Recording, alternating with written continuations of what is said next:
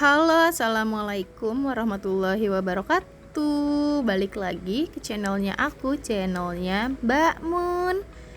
Gimana guys kabar kalian hari ini? Kudoakan sehat selalu ya, amin. Nah, untuk kalian yang baru menemukan channel aku atau menonton video-video aku, boleh ya di subscribe, like, dan komen-komennya. Oke guys, di video kali ini aku mau balik lagi nih ke aglonema aku. Kasihan sekali ya aglonemaku ini, sudah lama tidak aku pegang-pegang guys. Ya ampun, warnanya sampai butek-butek kayak gini. Aglonema ini karena aku taruh di luar jadi berdebu ya. Padahal ini seminggu 2 kali tuh aku siram dan aku lap-lap biar nggak berdebu.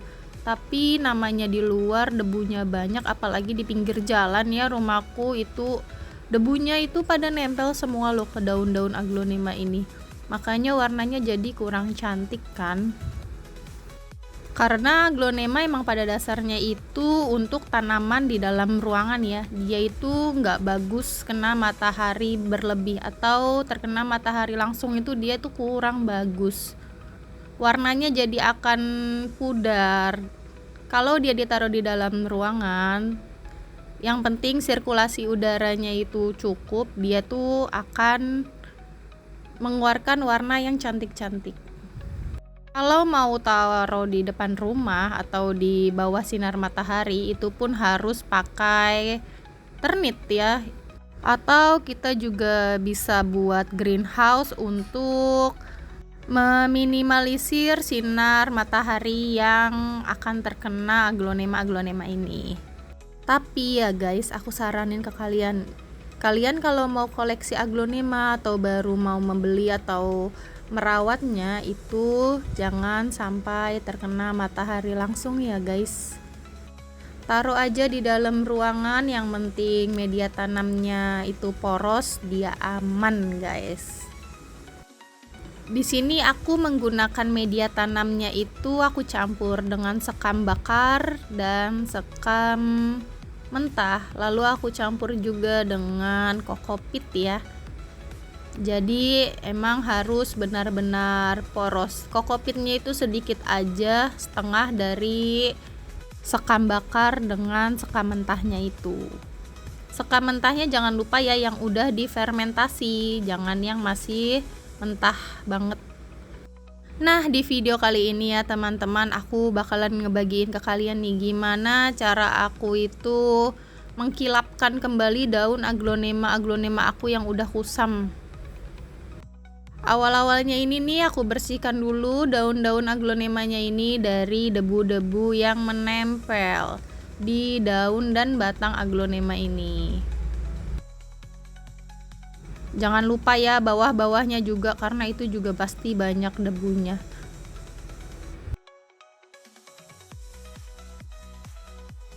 Nah, setelah selesai debu-debunya ini udah nggak ada, sudah dipastikan tidak ada debu lagi yang menempel, itu aku pakaikan pengkilap daun. Nih, aku pakai produk kilap daun dari Leaf Seal ini ya.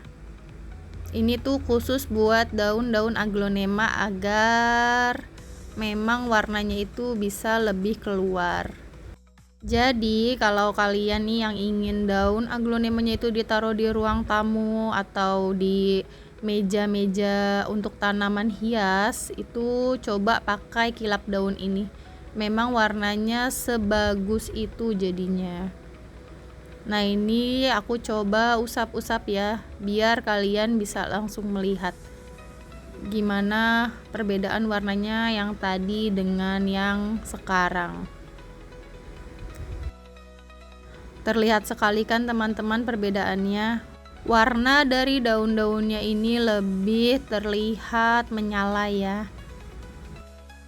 Nah, ini nyambi aku ngelap-ngelap, aku akan sedikit menjelaskan ya untuk perawatan-perawatan apa saja yang akan diperlukan oleh aglonema ini. Nah guys, merawat aglonema ini tuh gampang-gampang susah ya guys. Dan kalau memang ingin tetap kelihatan cantik warnanya, subur, itu banyak langkah-langkahnya. Kayak memberikan pencahayaan yang sesuai, yaitu aglonema ini tuh tidak begitu suka matahari ya. Yang penting dia tuh di dalam ruangan atau di dalam greenhouse kalau mau di area luar. Lalu media tanamnya itu juga harus yang poros dan gembur pastinya, agar sirkulasi airnya itu cepat keluar ya. Nah, jadi tuh aglonema ini memang tidak suka air banyak-banyak karena takutnya kalau airnya banyak-banyak dia tuh ditakutkan akan terjadinya pembusukan pada akarnya. Nah, akarnya ini juga harus dicek ya guys, beberapa bulan sekali tuh harus dicek karena kita juga nggak tahu ya, karena di dalam media tanam jadi nggak kelihatan kan ada yang busuk atau tidak, ada yang red spot atau tidak, atau brown spot atau black spot, itu harus dihilangkan dulu kalau memang benar-benar ada di akarnya. Nah, untuk penyiraman itu biasanya aku melakukan 2 kali dalam seminggu, atau biasanya aku pegang media tanamnya nih. Kalau memang masih agak lembab atau basah, itu tidak aku beri penyiraman dulu ya. Jadi kalau media tanamnya aku pegang sudah kering, baru aku melakukan penyiraman lagi. Harus diingat ya guys, penyiramannya jangan sering-sering karena aglonema takut air. Aku ulangin lagi, aglonema itu takut air guys, takutnya terjadi pembusukan nanti di akar atau di batangnya. Untuk media tanam aglonema ini sudah aku jelaskan tadi di awal, harus yang poros. Apa aja sih campuran media tanam itu agar poros? Nah, tadi udah aku jelasin juga, tapi aku ulangin lagi ya di sini. Aku itu biasanya pakai sekam bakar ukurannya 1, terus sekam mentah ukurannya 1, dan kokopit ukurannya setengah. Udah aku pakai itu aja. Dan guys, untuk pemupukan aku biasanya rutin ya. Ini aku kasih pupuk itu 2-3 bulan sekali. Ini itu untuk memastikan biar aglonemanya itu dapat nutrisi yang baik. Di sini aku pakai pupuk itu ada ya, khusus pupuknya itu pupuk aglonema, dia itu yang aku punya pupuk semprotan. Berbentuknya itu cair tapi disemprot. Ada pupuk buat daunnya juga dan ada pupuk buat media tanamnya juga. Nah, untuk pupuknya kalian boleh cek ya di online shop, ada kok banyak di situ. Dan guys, kalau aglonema ini daunnya sudah mulai ada yang menguning, itu langsung dibuang aja ya. Biar nutrisinya itu terserap untuk daun-daun yang masih aktif aja.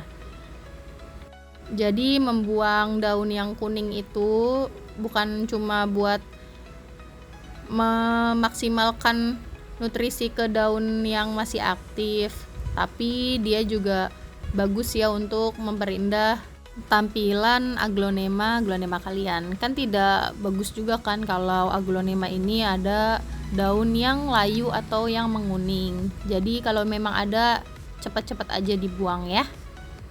Lalu setelah melakukan pemangkasan itu, kita juga harus rutin ya guys, rutin melakukan penggemburan pada media tanamnya ini. Gimana sih cara penggemburannya itu?